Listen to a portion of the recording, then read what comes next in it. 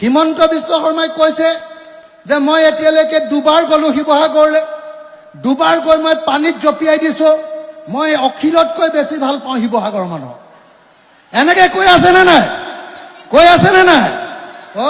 হিমন্ত বিশ্ব শৰ্মাই মন কৰি পথাৰৰ পানীত গেলা পানীত জাপ মাৰি দিয়া নাই, মইহে বুদ্ধি কৰি তেওঁক গেলা পানীলৈ জঁপিয়াবলৈ দিছো। জানেনে নাই? জানেনে নাই?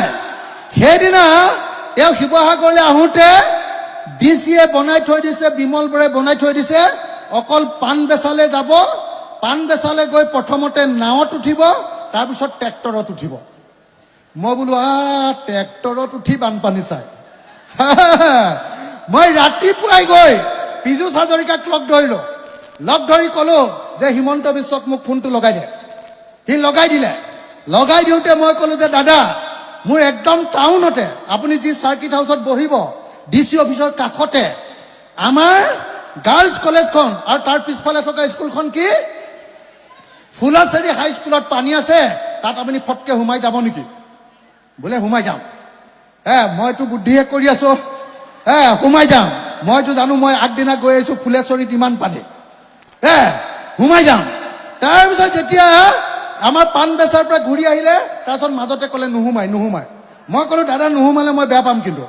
ক'লে বোলে বল যাওঁ, এনেকে ক'লে। একদম মোকে দেখি মই যে খৰকে যাওঁ, মই হাফ পেণ্ট পিন্ধি আছো, গোটেই হুলস্থুল হৈ আছে অসম, গতিকে মোকে দেখি জাপ মাৰি দিলে পানীত, বুজা নাই? বেচেৰাই পিছতহে গম পাইছে গোটেই গেলা পানী আছিলে।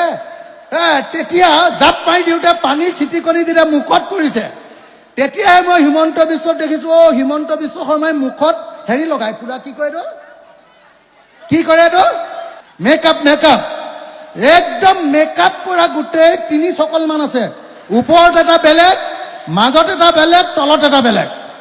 এই তিনিটাটো যেতিয়া এনেকে আহিছে, মই বোলো আজি দিলো মজা। বুজিছে নাই? একদম মানে মোকে দেখুৱাই মোতকেও বেছি স্পীডত যাওঁ বুলি এনেকে স্পীডত গৈছে, পুৰা একদম এনেকে জঁপিয়াই গৈছে, বুজিছে নাই? মই বিৰাট ফূৰ্তি পাইছো, বোলো পাবা মজা, আজি গধূলিলৈ পুৰা খজুৱতি হ'ব।